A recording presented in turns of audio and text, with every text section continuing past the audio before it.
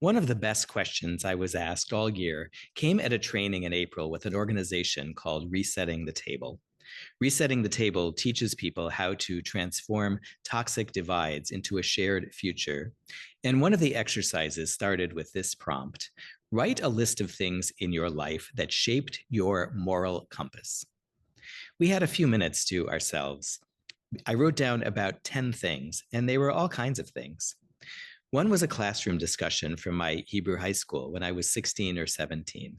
Our teacher, Earl Schwartz, had presented a moral dilemma to discuss, which I'll tell you if you promise not to reenact it. It was about what an usher should do on Yom Kippur when a congregant, moved by the readings, stands up to challenge the rabbi to address a wrong in society right there and then. I chose the option I thought of as observe and buy time to learn more. But Earl asked me to think about whether what I was really doing was valuing social order and authority over conscience, and if so, why? Another was from my toddlerhood when my parents trained me. So when they would say, "Johnny, what do you think of President Nixon?" I would look down, hit my forehead, and go like this. Then there was in college when I was writing a philosophy paper about equality in education. That was the moment I said to myself that I ought to become a teacher of young people in classrooms, even though I figured I wouldn't be naturally good at it. I had tried it a little and it hadn't gone great. But I convinced myself philosophically that it was important. I'm still not naturally good at it, but I've kept working at it for nearly 40 years since that essay. I've gone back over the list a couple of times since the spring, and there are things that I have added. Like when my sister, Ellen, was about to move to college, and my father was in the hospital after heart surgery. So I was the one who had to go with her to Best Buy and talk the staff into taking back something past the return date, which was always Dad's job. They said no, and I was about to give in when I looked over at my sister and found a voice I had never had before. Our moral autobiographies are made up of all kinds of things: memorable conversations, individual acts of standing up or letting someone down, remarkable people we've met, philosophical reflections. Some of these foundations of our moral compass are always in our awareness, but others are only activated when someone invites you to answer what occasions have been the moral foundations of your life. In our time, when we are bombarded with moral dilemmas coming from every part of the world at once, when we swim in a sea of other people's instantly articulated judgments and outrage swirling around us all the time, it is crucial to step back and take stock of all our own inner ethical resources, to retell ourselves our own moral autobiography. The most robust moral resource we have right now is ourselves, our own past actions and how we think about them, the thick stories behind them. Good in the world isn't just made up of good acts. You and I might have each been there for the same friend at a time of need, but only you know what got you there, what it was like, what feelings came naturally, and which ones you had to pull yourself toward. And it's only this knowing that helps you be there the next time for the next person. We often use the term tshuva to mean going back to a wrong we've done. But tshuva is also going back to our good moments, the meaty ones, the hard ones where we got it right or wrong, the moments of realization, regardless of what we did, that turned us better. This is different from writing down a list of our moral principles. The stories help us see if we actually live by them, and if not, why not?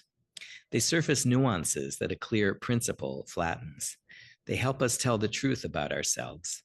Perhaps our moral compass doesn't always point clearly or settle on one direction, and maybe there's a story that gives us a good reason for that. Our moral autobiography helps us guard against self-righteousness and hypocrisy. This is what the Talmud means when it teaches that doing tshuva can turn wrongs into noble acts. Going back over our moral autobiography strengthens the good in us.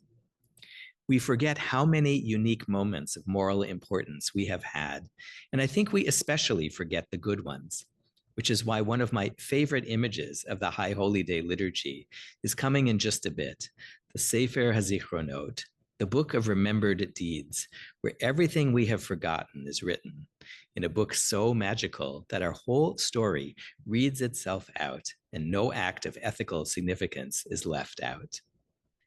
How do we access that moral autobiography? How do we get ourselves to make a good list when we think about the things in life that have shaped our moral compass? I think the roadmap is in the Torah of our ancestors, Sarah and Abraham, whose story we read today and tomorrow. When I look at their stories in the Torah, I see a letter they left for us about their own tshuva, their own look back on the moments that shaped their moral compass. The Midrash says that Sarah and Abraham experienced 10 tests in their lives and passed them all. I don't know that they always passed, but I take the Midrash to mean that there were 10 key moments that shaped their moral compass, each one linked to an ethical theme. And their moments and those themes should be next to us when we write down our own moral autobiography.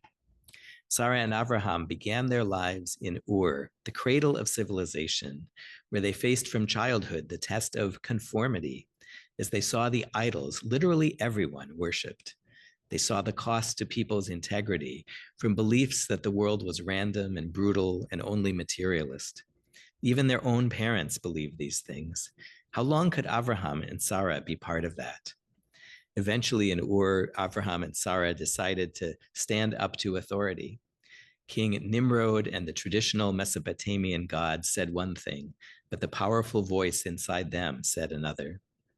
So they left. And when they arrived in Canaan, they faced the challenge of building authentic relationships, figuring out who really wanted to join them on their searches, who was just hanging on because of their wealth and prestige. Then they faced separation when during a famine they were displaced and Pharaoh took Sarah away from Abraham. Then it was intimate disagreement when they didn't see eye to eye how to make their visions come true fast enough. It would play out between the two of them and also between their sons, Yitzchak and Yishmael, as we read today. They faced war and brutality as two alliances of kings fought each other around them. And eventually their own nephew, Lot, was swept up in the war. Abraham had to figure out how to rescue him without himself becoming a warlord in the process. They faced dilemmas of generosity when three strangers passed their way and Sarah and Abraham couldn't know if they were friendly or not, dangerous to bring home. They just knew they were travelers who would be hungry and thirsty and in danger along the roads. They faced questions of justice when the lives of the people down in the valley in Sodom and Gomorrah were on the line, the lives of people whose ways were as much a threat to them and their vision as the people of Ur, whom they had decided to get away from. They faced the challenge of old age, trying to live with purpose when their capacities were not the same, trying to craft a legacy and wondering if there would be anyone to receive it. Abraham trying to go on after Sarah died. And in tomorrow's story of the Akedah, the binding of Yitzchak, really they faced the question of moral coherence or absurdity. They had staked their lives on a path, and now that path seemed to be demanding of them the unthinkable. They had to figure out whether all their prior moral accomplishments and choices and values could still make sense, and if so, how. These are the kinds of themes to look to fill in as we can reconstruct our own moral autobiographies. In the Torah, it mostly unfolds in a sequence because it's been curated for us. But in our lives, many themes circle back to us again and again. Knowing who we have been helps us gather up the ethical tools we need for the next time. Pinning down the story helps us understand why a certain principle has a hold on us emotionally and not just intellectually. We can study our own ethical leaps so we know what it takes for us to make the next one. And there are critical times in our lives and the world when we especially need to do this kind of tshuva, this going back to survey and gather all those moral resources. This is such a time. And that is what I think the last test of Abraham and Sarah is about. The Akedah, the binding of Yitzchak, is not the end of Abraham's life, but our tradition calls it the final thing on his list of building blocks of his moral compass. I have been thinking about the 2+ days where the Torah goes quiet as Avraham and Yitzchak and their party hike together. I have been thinking about Avraham facing not only the challenge of that day, but the question of the moral coherence of his whole life. I imagine him as he walks, weighing two things that each meant the world to him: the obligation to protect his son, which is not only obvious, but also what his entire legacy depends on; the commitment he had changed his whole life for, a vision gifted to him from the divine, who had helped him make sense of his early moral autobiography in Ur. I know these were what he was writing in his mind, because the two words the Torah emphasizes amidst the otherwise quiet walk are B'ni, my son, and Adonai, God's name. As Avraham was weighing these two things and others, surely he was creating the Torah we now have about who he had been in Ur and Canaan, at war and near Sodom, wishing no doubt he was walking and talking with Sarah, his partner in all of it, the one who could help him understand what each of those moments meant right now for his moral compass. Being honest with himself that it was he who was holding the knife, and he who was praying for and looking for a way to make sure he wouldn't use it. Reckoning with the cost of those days of hiking and delay and quiet, what that could mean for his legacy in the eyes of his son Yitzchak, or in our eyes looking back at our ancestor. We too, as Jews, have been walking for a couple of years now, trying to square two things in our own collective moral autobiography: our solidarity with the Jewish people, especially in Israel, those still held hostage and enduring war and the trauma of October 7th and after, and our responsibility to a more just world, including in Gaza. In America, we Jews have been wrestling with whether to tell ourselves that we are a small group in danger with interests to protect, or that we are the surprisingly mighty builders of American ideals. But really, it's each of us, one by one, who have our own moments in life when some or all of those things became important to us. In my own moral autobiography, that includes the year I spent in Jerusalem, simultaneously planning to make Aliyah and following my rabbis to meetings of Oz V'Shalom, the religious peace movement. And then the very next year when I came home and was surprised to feel so committed to America as a set of values and debates I couldn't possibly leave behind. What about you? We won't make headway on the moral challenges of today unless we write down our own unique moral autobiographies. Our stories show us our leaps forward, what makes us committed, which we can build on, and what makes us stubborn in ways we might have to break out of.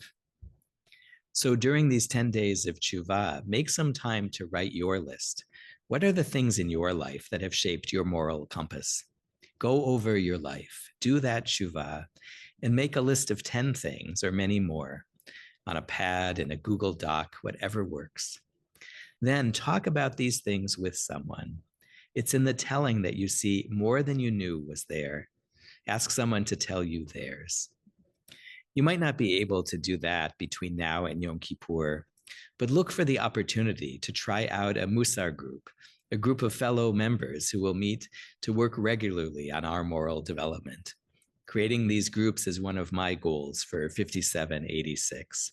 Watch for this to try out, and I promise that our moral autobiographies will be what the first session is about. If you are worried, as I know many of you are, about your moral legacy in the world, find a young person in this community, a teen you know, or a student, or a child or grandchild or grandniece or grandnephew. Talk about your list with them. Let someone else make your story part of theirs so they can take your baton. And look for someone who makes an appearance in your moral autobiography who you haven't been in touch with. Give them back a piece of their story they might have forgotten. I mentioned at the start that I got this prompt from the organization Resetting the Table. What they do with this is to help people talk whose visions of the world differ dramatically. Arguing about principles doesn't work and often makes everything worse. But when you talk about your moral autobiographies together, for real, for a long time, the toxic recedes and possibilities might emerge. We need to live in a world whose foundations are wider and deeper than the emotions of today and even core principles, no matter how profound. It is our stories that are those foundations. Write them and talk about them. It's how you open again the Sefer HaZichronot, the book of remembered deeds, so it can read itself out on its own, your treasured moral autobiography told with lilt and joy. Listen to it, and you'll discover how things today that seem brand new to you and overwhelming maybe aren't. You'll see how much you already have to bring to this moment in history. Shana Tova.